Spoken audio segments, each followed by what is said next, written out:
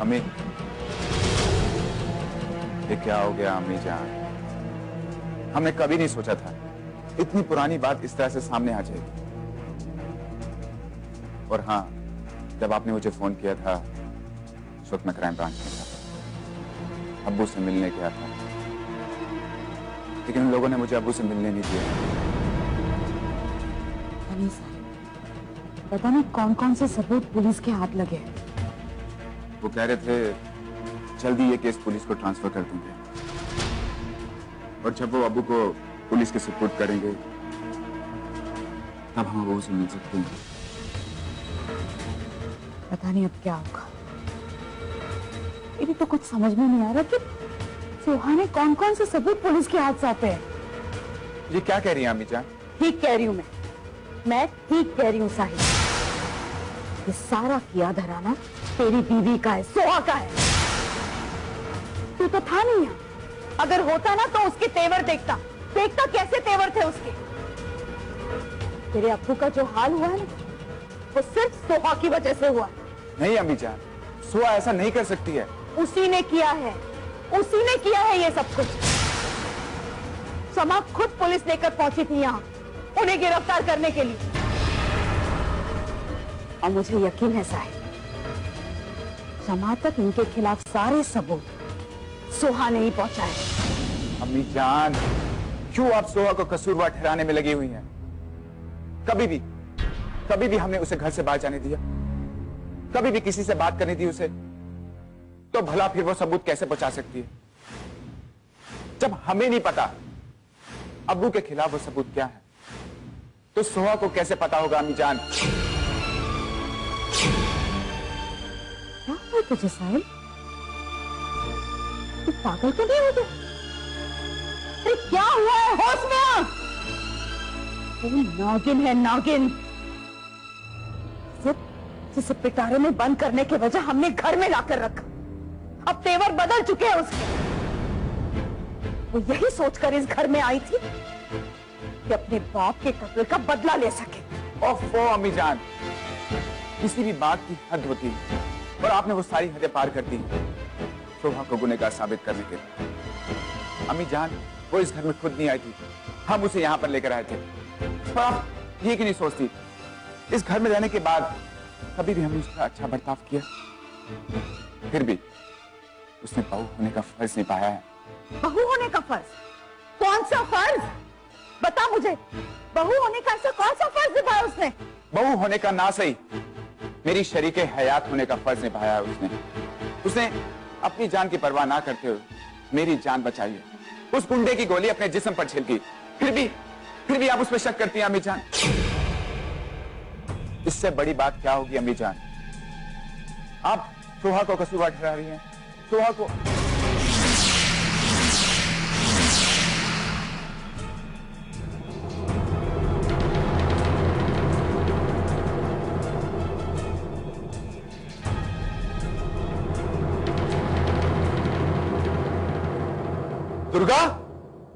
दुर्गा कहां हो? जल्दी आओ।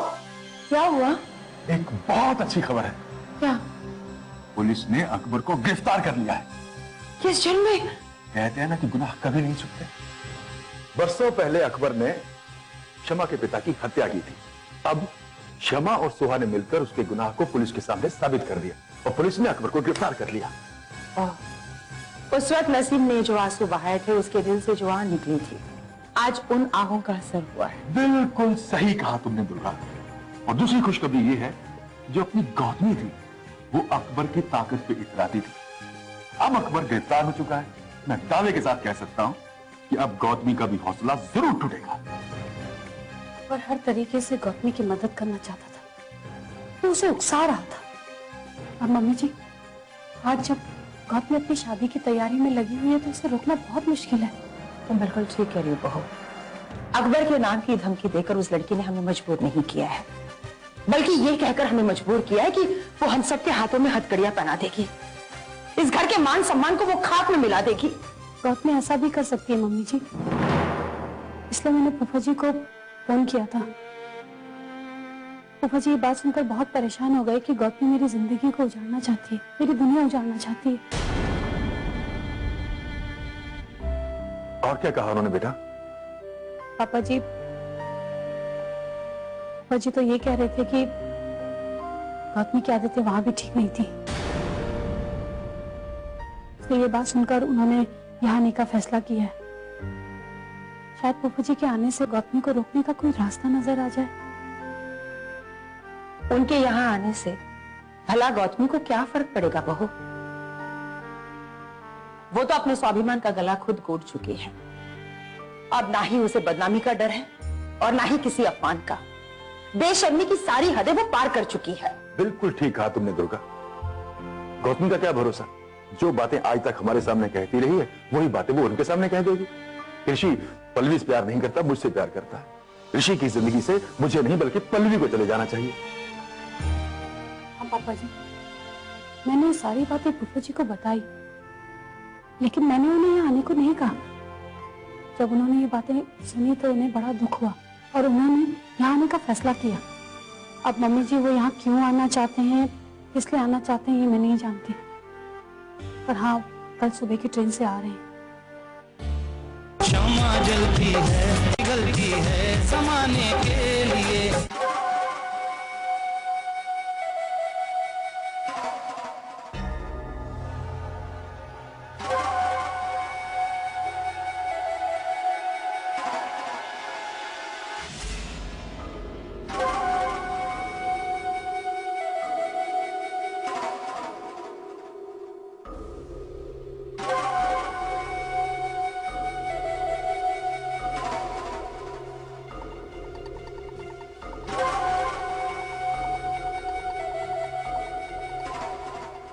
बेगम,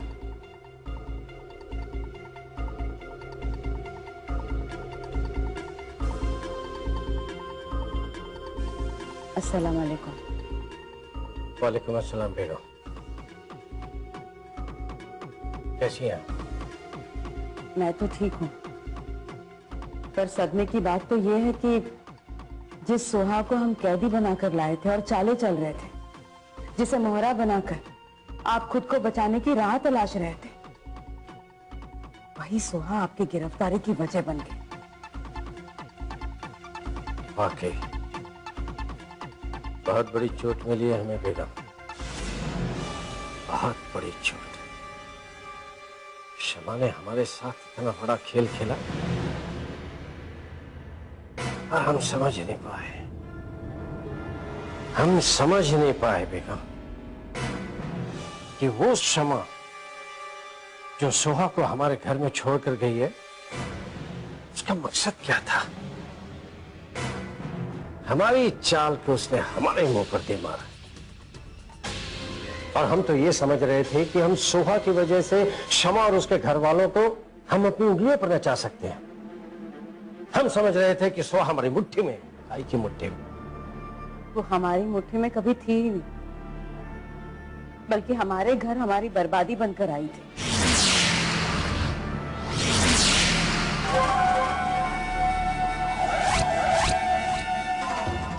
बल्कि ये कहना ज्यादा मुनासिब रहेगा कि उसे हमारे घर में लाकर हमने अपनी बर्बादी को दावत दे दी।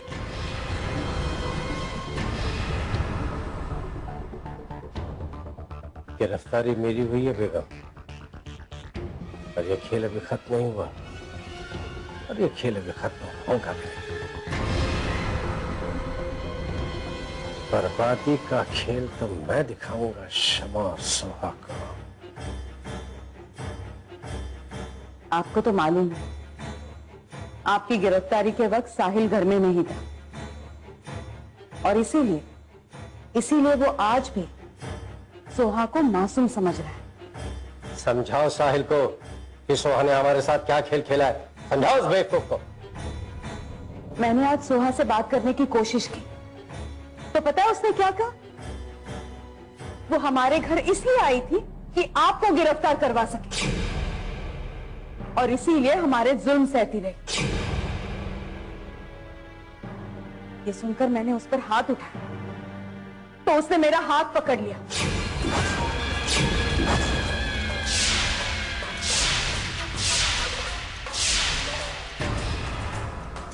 पता है उसने क्या कहा? उसने कहा कि अगली बार हाथ उठाने की जरूरत की तो मेरा हाथ कंधे से उखाड़कर फेंक देगी वो।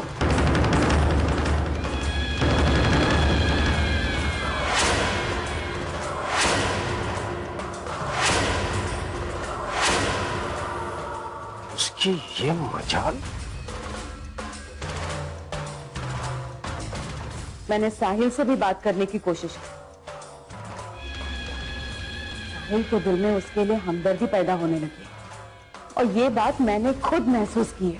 बेवकूफ है वो साहिल, समझाओ उसे। समझाना पड़ेगा। रहा सवाल सुहा का तो लात मार के निकालो उसे घर से बाहर। इस घर में उसकी कोई जगह नहीं है, निकालो उसे।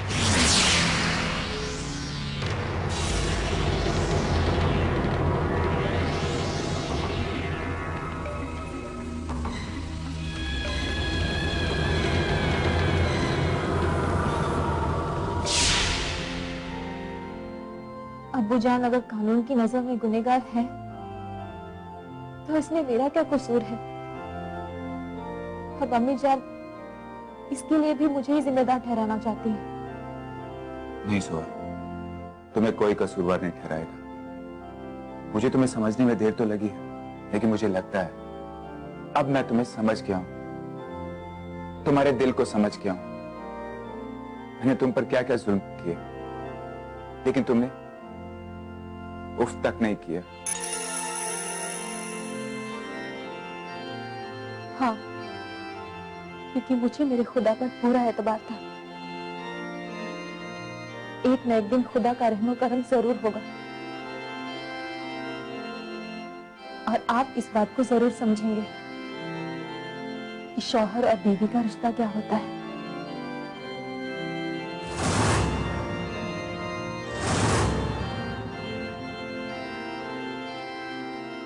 हाँ सोहा, वाकई खुदा का रहमो करम हुआ। अब मैं समझाऊं मियां बीवी के रिश्ते की क्या अहमियत होती है, और यह अहमियत भी मैंने तुमसे सीखी है सोहा। मैं तुम पर जुल्म करता रहा और तुम मुझे बचाने के लिए अपनी जान पर खेल गए। हाँ, क्योंकि आप मेरे शौहर हैं। मैंने तो बस शरीके हयात होने का फर्ज निभाया है। अगर आप नहीं रहेंगे तो मैं जीकर क्या करूंगी? वैसे जिंदगी से तो अच्छा यही होगा कि मैं आपको बचाते हुए मारी जाऊं।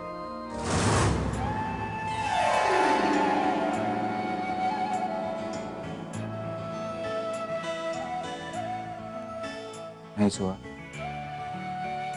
मरने की बात मत करो, तो जीने को जी चाहता है। वे तुम्हारे साथ सोहा। क्षमा जलती है, पिघलती है समाने के लिए। नहीं सोहा, मरने की बात मत करो, तो जीने को जी चाहता है। वे तुम्हारे साथ सोहा।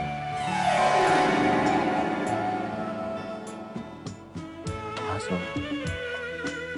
कल तक मुझे आपकी नफरत की कोई फिक्र नहीं थी, लेकिन अब आपकी इस मोहब्बत से मुझे फिक्र जरूर होने लगी है। उससे इतनी मोहब्बत मत जताइए। क्यों? तुम्हें मेरी मोहब्बत बनावटी लग रही है सोहा?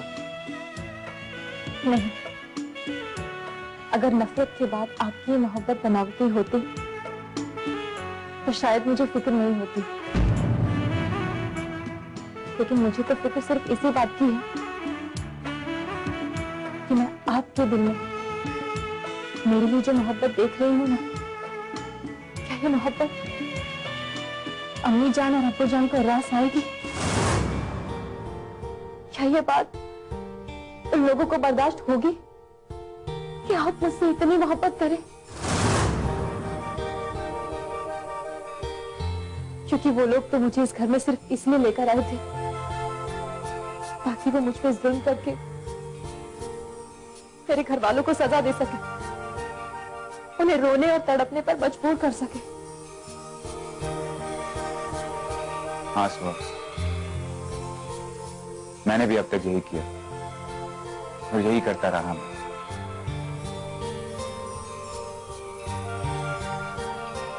तुम्हें रुलाकर भी तुम्हारे दिल में नफरत पैदा नहीं कर सका, लेकिन तुम्हारी अच्छाइयों ने मेरे अंदर की बुराइयों को मार डाला। अब तो मेरे दिल में तुम्हारे लिए मोहब्बत है और कुछ नहीं। मैंने आपसे ये पूछा है कि क्या ये बात उन लोगों को बर्दाश्त होगी? वो तो शायद इस बात का बदला मेरे घर वालों से लेने के लिए मुझे ही मोहरा बनाना चाहेंगे। हो सकता है कि हमारे इस रिश्ते को तोड़ने की कोशिश की जाए, पर मैं सच कहती हूँ, अगर आपके साथ मेरा ये रिश्ता टूटा तो उसके पहले मेरा जनाजा निकलेगा। नहीं नहीं सोहा, मैं ऐसा नहीं होने दूंगा। हमारे और मेरे रिश्ते को कुछ नहीं होगा। हमारे रिश्ते पर कोई भी आंच नहीं आएगी सोहा। I promise Soha. समाने के लिए तुम्हारे घर वाले कभी भी इस शादी को बर्दाश्त नहीं करेंगे। वो इस शादी को रोकने की कोशिश जरूर करेंगे, लेकिन मैं रुकने वाली नहीं हूं। तुम शादी की तैयारियों में लगी रहो, उन लोगों को जो करना है करने दो। मैं तो शादी की तैयारियों में लगी हूँ ऋषि, और वो शादी को रोकने की साजिशों में। क्यों? ऐसा क्या कर रहे हैं वो लोग? वो लोग ऐसा क्या कर रहे हैं वो तो मुझे नहीं मालूम, लेकिन एक बात का ख्याल रखना ऋषि, चाहे कुछ भी कहकर वो तुम्हें बहकाने की कोशिश करें, लेकिन तुम उनके बहकावे में नहीं आओ। गौतमी, तुम्हें ऐसा डर क्यों लगता है कि मैं उनके बहकावे में आ जाऊंगा? ऋषि, क्योंकि मैं तुम्हें जितना नहीं समझती उससे ज्यादा उन्हें समझती, और घर के सारे लोग एक ही फिराक में लगे हुए हैं कि किस तरह वो इस शादी को रोक सके। हर वक्त आपस में खुसर फुसर चलती रहती है। मैं तो कहती हूँ ऋषि कि वो लोग इसी फिराक में लगे हुए हैं कि बस कैसे भी ये शादी रोकी जा सके। ज्यादा में ज्यादा ये लोग शादी रोकने के लिए क्या कर सकते हैं? पुलिस बुलवाएंगे। पुलिस का कोई डर नहीं है ऋषि, कोई डर नहीं है मुझे पुलिस का, और वो लोग ऐसी कोई गलती करेंगे भी नहीं, क्योंकि जो इंस्पेक्टर है उसकी नजर में तुम्हारी बीवी मैं हूं। और अगर ये लोग उसको ये बताएंगे कि तुम्हारी बीवी पल्लवी है, तो इंस्पेक्टर उनसे पूछेगा कि उस दिन झूठ क्यों बोला था। तो तुम्हें पता है कि ये लोग पुलिस को नहीं बुलाएंगे, तो घबराने की क्या बात है? तुम शादी की तैयारियां करो, हम शादी करेंगे और जरूर करेंगे।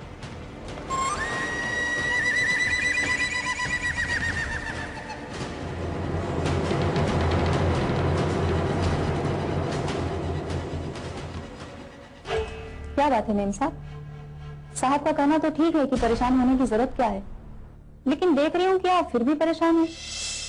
बात ही कुछ ऐसी है कचरी, जो मैं ऋषि को नहीं बता सकती, और मुझे इस बात का डर है कि उन लोगों की वजह से वो बातें ऋषि के सामने आ सकती है। वो बातें कौन सी बातें मेम साहब?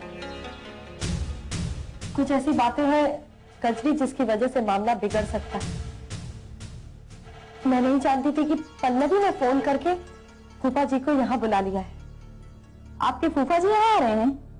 हाँ कचरी, और उनका यहाँ आना मेरे लिए बहुत बड़ा खतरा साबित हो सकता है।